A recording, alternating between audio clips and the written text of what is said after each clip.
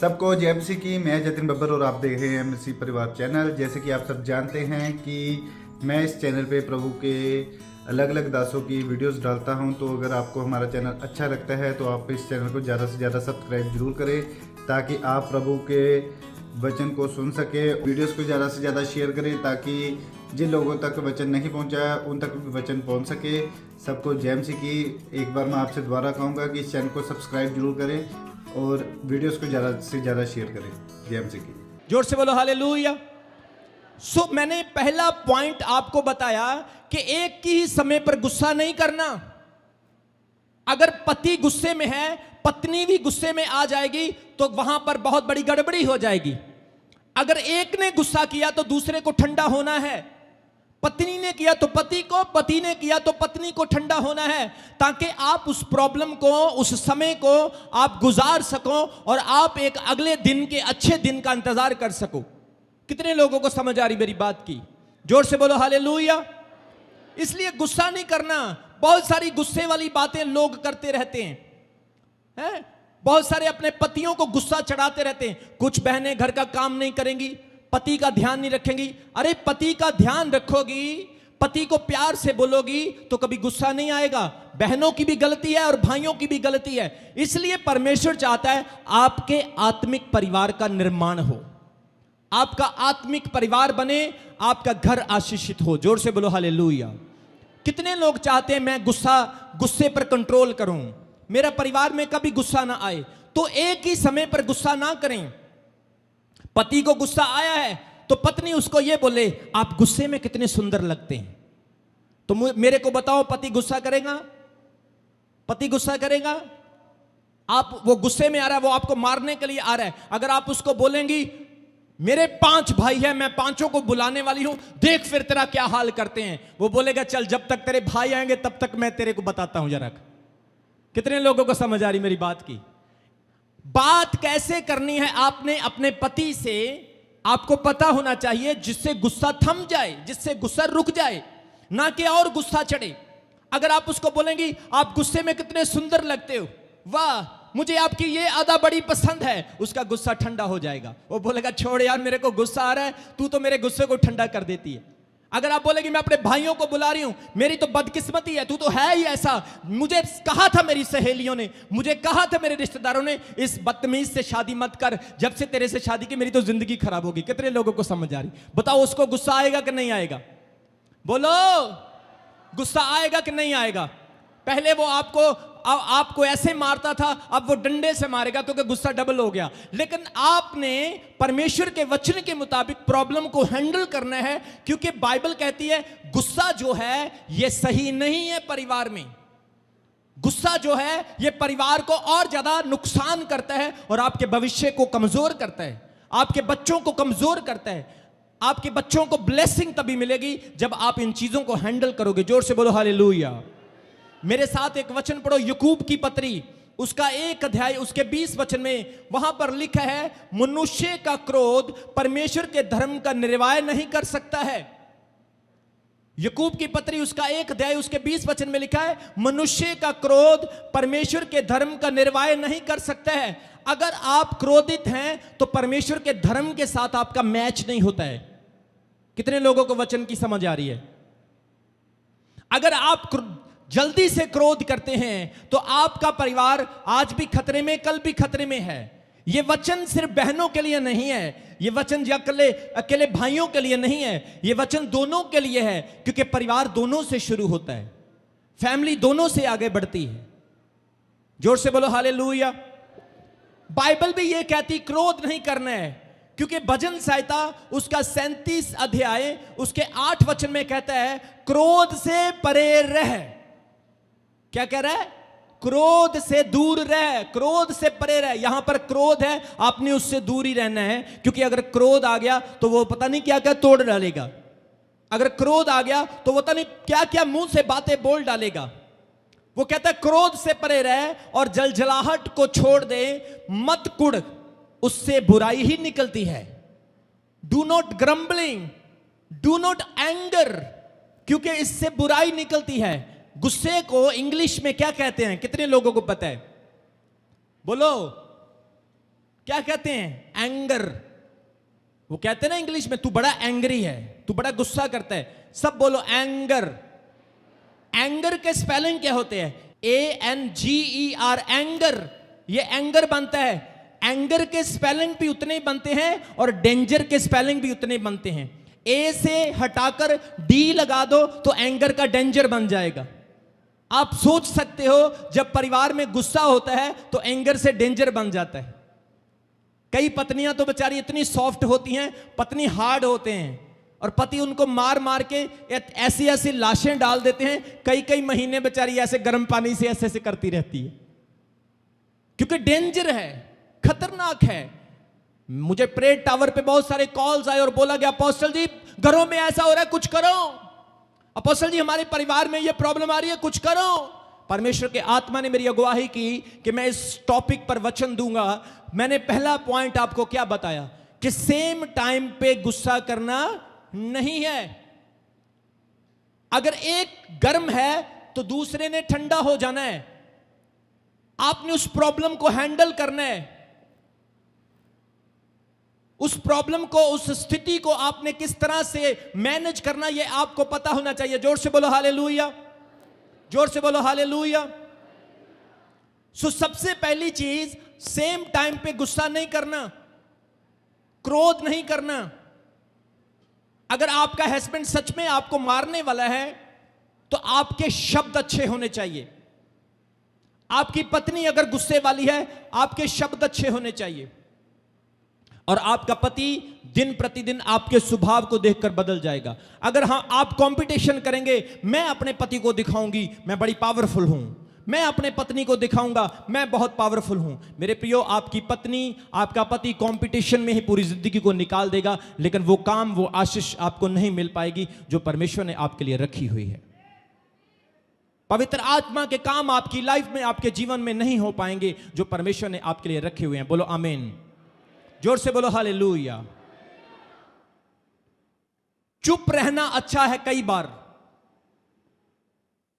शांति रखना बहुत अच्छी भली बात होती है, और प्रार्थना करना सबसे बड़ी बात है। और परमेश्वर आपकी प्रार्थनाओं को सुनेगा और आपको उत्तर भी इसका मिलेगा। बोलो हालेलुया। एक बार नई नई शादी हुई, और नई नई शादी में पत्नी ने अपने पति को बोला, देखिए जी हमारी शादी हो गई है, मैं थोड़ी गुस्से वाली हूं, जब कभी मुझे गुस्सा आए तो थोड़ा सा बाहर घूमने के लिए निकल जाना। पति बोला, अच्छा तेरे को गुस्सा बहुत आता है, चलो ठीक है, लड़ाई झगड़ा नहीं होना चाहिए, मैं बाहर निकल जाऊंगा घूमने के लिए। और बताना चाहता हूं, पति को गुस्सा सारा दिन ही रहता था। अब बताओ वो कब घर वापस आएगा? कितने लोगों को समझ आ रही? वो बोल रही है, जब मेरे को गुस्सा आए तू घर से बाहर चले जाना घूमने के लिए। अब उसको तो सारा दिन गुस्सा रहता है, तो पति कब घर आएगा? फिर कहते, मेरा पति तो मेरे को समय नहीं देता, मेरे साथ बैठता नहीं है, मेरे साथ पारिवारिक बातें नहीं करता। कब करेगा भाई? तूने तो उसको वॉक पे भेजा हुआ है, और 80 साल का हो गया। डॉक्टर के पास गया, डॉक्टर ने उसको बोला, भाई बात सुन मेरी, तू बड़ा सेहतमंद है, तू बड़ा हेल्थी है, कैसे बना इतनी सेहत? तेरा हार्ट बड़ा अच्छा है, तेरी सेहत बड़ी अच्छी है, क्या राज है इसका? उसने बोला, जब मेरी शादी हुई थी, मेरी पत्नी ने मेरे को बोला था कि मेरे को जब गुस्सा आए तो तू बाहर घूमने के लिए निकल जाना, तो मैं बाहर ही घूमता रहता हूं, इसलिए सेहत अच्छी, वॉकिंग होती रहती। कितने लोगों को समझ आ रही मेरी बात की? मेरे प्रियो, आपके डिसीजंस, आपके फैसले आपके परिवार को अच्छा बनाएंगे। जोर से बोलो हालेलुया, ऊंचे स्वर से बोलो हालेलुया। अगर इस तरह की परिस्थितियां आपके जीवन में होती है तो आपने उन परिस्थितियों को हैंडल करना है। समाज में अच्छे परिवार की निर्माण करना है, परिवार में अच्छा एग्जाम्पल, उदाहरण बनाना है।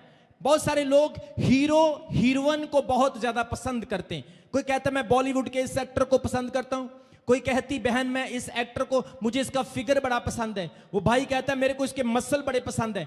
आप हीरो हीरोइन के चक्कर में अपने परिवार को नहीं देखते हो। शादी होने के बाद आपका असली हीरो मेरे बहन आपका हस्बैंड है, और मेरे भाई शादी होने के बाद आपकी असली हीरोइन वो टीवी वाली नहीं, आपकी असली हीरोइन आपकी पत्नी है।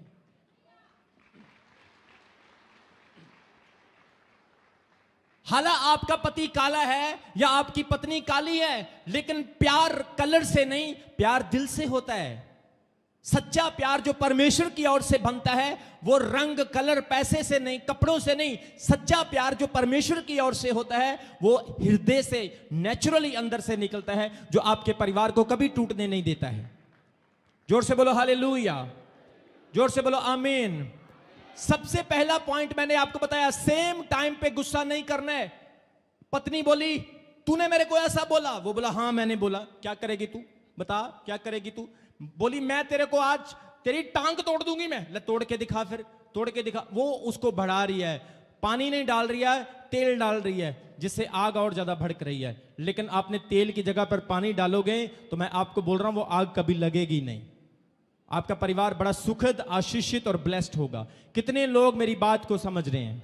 आज पारिवारिक संडे है और प्रभु चाहता है आप इन चीजों को सीखें। बहुत सारे लोग कॉल्स करते हैं, अपोस्टल जी मेरा हस्बैंड सुधर नहीं रहा है। वो सुधरने वाला नहीं है। मैं उसको बोलता हूं सिस्टर तू पहले सही हो जा मेरी बहन, भाई खुद सही होना स्टार्ट हो जाएगा। भाई तू सही हो जा, बहन खुद सही होना स्टार्ट हो जाएगी। जोर से बोलो हालेलुया। दूसरा पॉइंट मैं जो आपके साथ साझा करने वाला हूं यह है कि बीती बातों को याद नहीं करना है अपने परिवार में। बहुत सारे लोग बीती बातों को याद करते रहते हैं। सबसे पहला पॉइंट सेम टाइम पे गुस्सा नहीं करना। दूसरा पॉइंट बीती बातों को याद नहीं करना है। नई नई शादी हुई, झगड़ा हो गया तो बीती बातों को याद करते रहते हैं। जब मैं कॉलेज में पढ़ता था तो मैं बड़ा हैंडसम होता था और बहुत सारे लोग मेरे पीछे पीछे घूमते थे। क्यों बीती बातों को याद कर रहे हो? क्या आपके पति को गुस्सा नहीं आएगा अगर वो सोचेगा कि तू तो किसी और का हाथ पकड़कर कॉलेज में घूमती थी? कितने लोगों को समझ आ रहे? बीती बातें याद नहीं करना है, क्योंकि बीती बातें आपके फ्यूचर को खत्म करती है। बाइबल में क्या लिखा है? तुम परमेश्वर में नई सृष्टि हो, पुरानी बातें बीत गई, सब नई हो गई।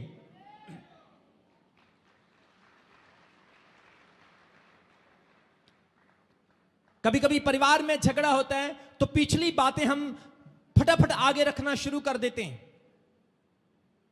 मेरे प्रियो, पिछली बातें आपको पीछे लेकर जाती हैं, लेकिन नई बातें आपको नया बनाती हैं।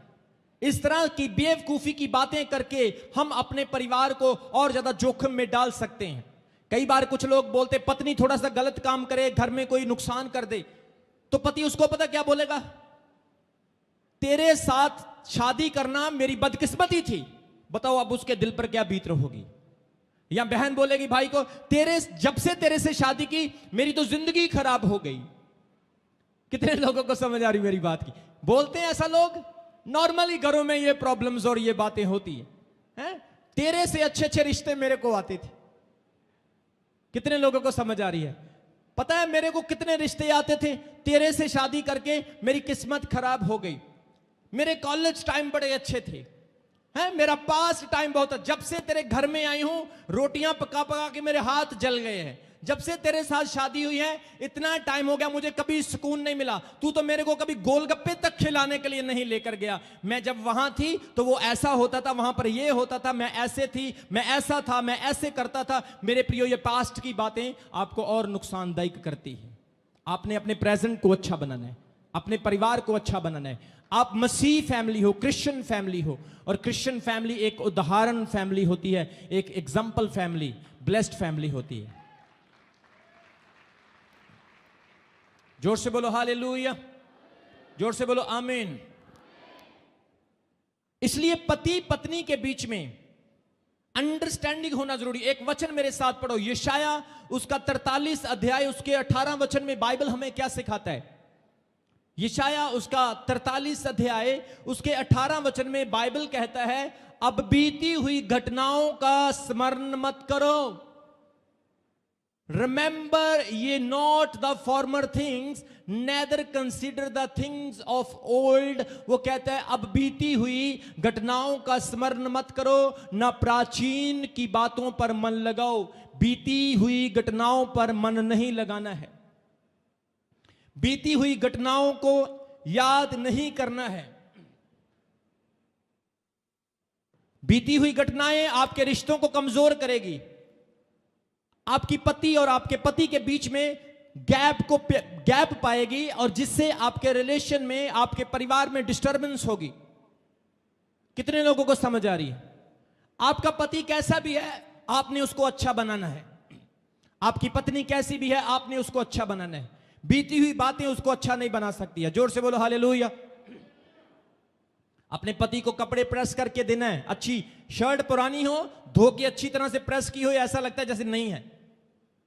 अपने पति के लिए आपने करना है, अपनी पत्नी के लिए आपने करना है, जिससे कि आपका परिवार अच्छा हो। वही एग्जाम्पल आपके बच्चों पर भी जाएगा और आगे जाकर उनके बच्चों पर भी जाएगा। जोर से बोलो हालेलुया, जोर से बोलो आमीन। इसलिए बीती बातों को दोहराना नहीं है। कई बहुएं ऐसी होती हैं, कई सास ऐसी होती हैं, अपनी बहुओं को कहती रहती हैं, हमारे टाइम में तो ऐसा हुआ करता था, हमारे समय में तो बहुएं ऐसी होती थी, रोटियां 20-20 बंदों की पका करके इतना बड़ा ढेर लगा देती थी। हमारे टाइम में तो ऐसा होता था, बहुएं ऐसी होती थी, सारा घर का काम, खेतों का काम, पशुओं का काम सब कुछ खुद ही करती थी। भाई वो टाइम में और अब टाइम में फर्क है, क्योंकि बीती बातों को याद नहीं करना है, अब देखना है आपने क्या करना है। क्योंकि अब की बातें आपके भविष्य के लिए लाभदायक हो सकती, ना कि बीती बातें, वो निकल चुकी है। जोर से बोलो हालेलुया, जोर से बोलो आमीन। इसलिए परिवार में बीती बातें याद ना करें। जैसे अभी हमने पढ़ा, परमेश्वर का वचन भी यही सिखाता है। पति और पत्नी का रिश्ता अलग है, मां बाप का रिश्ता अलग है, बच्चों का रिश्ता अलग है। सारी चीजों को मिक्स ना करो। एक बार किसी की नई नई शादी हुई और नई नई शादी, वो बेचारे घूमने के लिए चले, बोले कहीं चलो चलते हैं, कुल्लू मनाली में कहीं बर्फ बुर्फ पड़ रही है, नई नई शादी हुई है, चलते हैं। और बच्चे जाने लगे, उसकी सास बोलने लगी मैं भी तुम्हारे साथ चलूंगी। बताओ भाई तुम्हारा क्या काम है वहां पर? बात बात पे कुछ लोग ऐसे ही इंटरफेरेंस करते रहते हैं, जिसकी वजह से रिश्तों में दिक्कत आती है। हर जगह का अपना एक काम है, उसको करने दो, तब जाकर आपका परिवार आशीषित हो पाएगा, आपकी फैमिली ब्लेस्ड होनी पाएगी। जोर से बोलो हालेलुया। इसलिए हमने आज दूसरा पॉइंट क्या पढ़ा है कि आपने पुरानी बातों को याद नहीं करना है। एक दिन मेरी वाइफ मेरे को बोलने लगी, अपोस्टल जी आपके बाल बहुत सफेद हो गए। मैंने बोला क्या तेरे को सुंदर नहीं लगते, अच्छे नहीं लगते? बोले नहीं, आप सफेद वालों में और भी अच्छे लगते। मेरा और कॉन्फिडेंस बढ़ गया।